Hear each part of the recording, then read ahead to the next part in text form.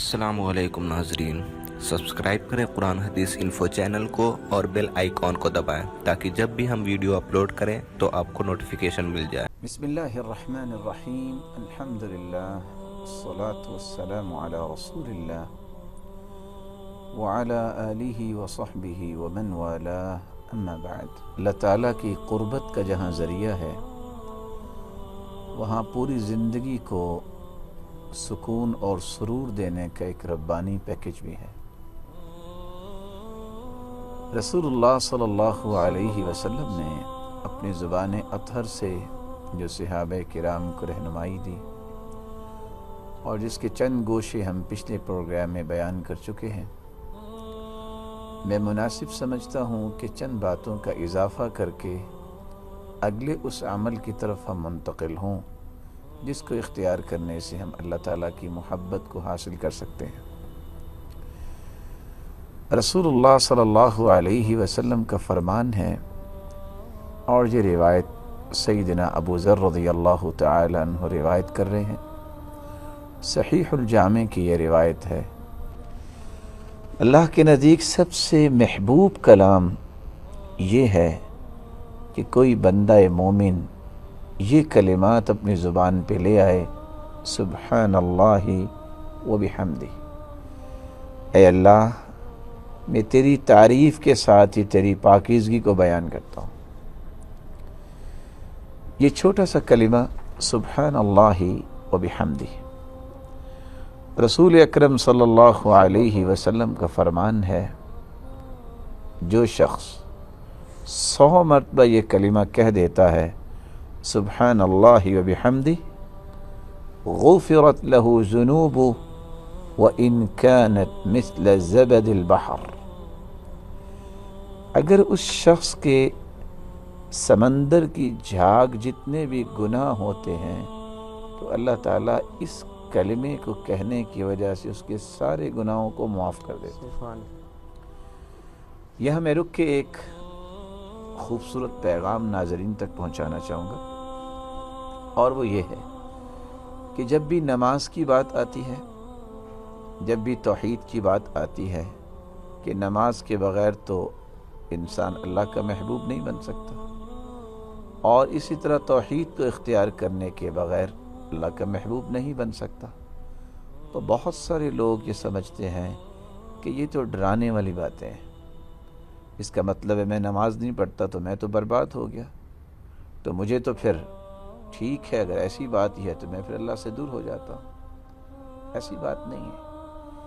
اللہ تعالیٰ نے جو زندگی کا مقصد بیان کیا ہے اس کو پورا کرنا تو ایک ذمہ داری ہے،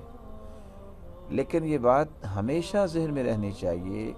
کہ اللہ کے غضب اور غصے پہ اس کی رحمت غالب ہے۔ وہ تو معمولی سے کام پہ انسان کے سارے گناہوں کو معاف کر دیتے ہیں۔ اس ضمن میں 3 سے 4 باتیں مزید پیش کرنا چاہوں گا۔ اب انسان صبح اٹھتا ہے، کوئی نماز پڑھتا ہے، کوئی نہیں پڑھتا، لیکن چونکہ آج کل کا دور لوگ کہتے ہیں پڑھا لکھا دور ہے، اللہ کرے ایسا ہو جائے،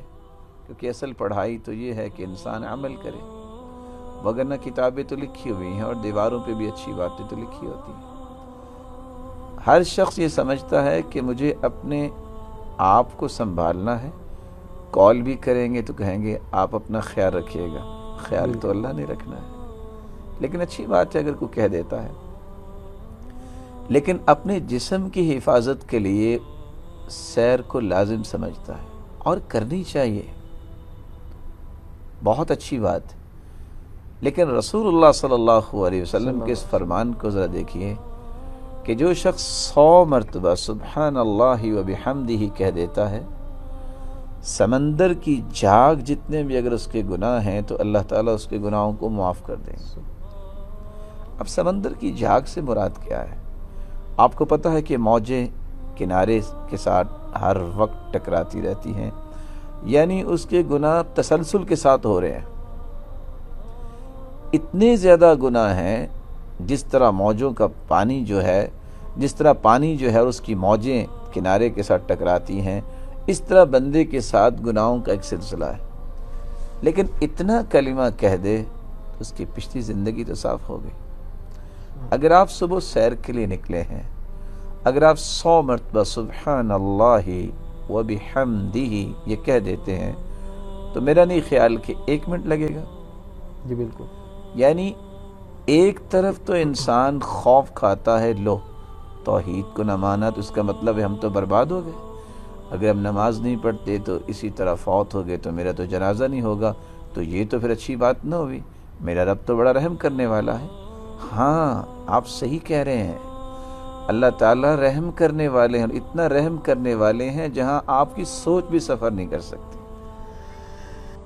کہ جب بھی اللہ تعالیٰ کی جہنم، اللہ تعالیٰ کے عذاب اور آزمائشوں کا تذکرہ انسان سنتا ہے، اور بلا شبہ اللہ تعالیٰ کا یہ عدل ہے، اللہ تعالیٰ ایسے کسی کو عذاب نہیں دیتے. وَمَا اللَّهُ يُرِيدُ ظُلْمًا لِلْعِبَادِ، اللہ تعالیٰ اپنے بندوں پہ ظلم نہیں کرتے. اور حدیث قدسی بھی ہے، انی حرمت الظلم علی نفسی، میں نے اپنے اوپر ظلم کو حرام قرار دے دیا ہے. فلا تظالموا، میرے بندو تم بھی آپس میں ایک دوسرے پہ ظلم نہ کرنا. تو نماز جو نہیں پڑھتا اگر اسی حالت میں فوت ہو جاتا ہے اور نماز کا انکار بھی کرتا ہے، تو جب یہ چیز بیان کی جاتی ہے کہ اس کا تو جنازہ ہی نہیں پڑھا جائے گا کیونکہ اس نے پوری زندگی نماز نہیں پڑھی اور توبہ نہیں کی اور ضروری نہیں سمجھا اس نے نماز کو، تو وہاں جب یہ خوف محسوس ہوتا ہے کہ اچھا اس کا مطلب یہ اللہ تعالیٰ رحیم نہیں ہے. نہیں، اللہ تعالیٰ رحیم بھی ہے، وہ صرف رحیم نہیں رحمان بھی ہے، اور اتنی اللہ کی رحمت وسیع ہے کہ وہاں انسان کی عقل سفر نہیں کر سکتی. اب 1 منٹ میں 100 مرتبہ سبحان اللہ و بحمدہ انسان کہہ سکتا ہے. انسان نے 30 سال سے 40 سال زندگی گزاری اور برائیوں میں گزاری. انسان باوضو ہو کے 2 رکعتیں پڑھ لے اور دعا کر لے، گنتی کے 6 سے 7 منٹ کا یہ پیکج ہے، اس کی ساری زندگی پاک صاف ہوگی. اور اگر انسان کی زندگی میں اتنے زیادہ گناہ ہیں جس طرح میں نے بیان کیا کہ جس طرح سمندر کی جھاگ ہوتی ہے،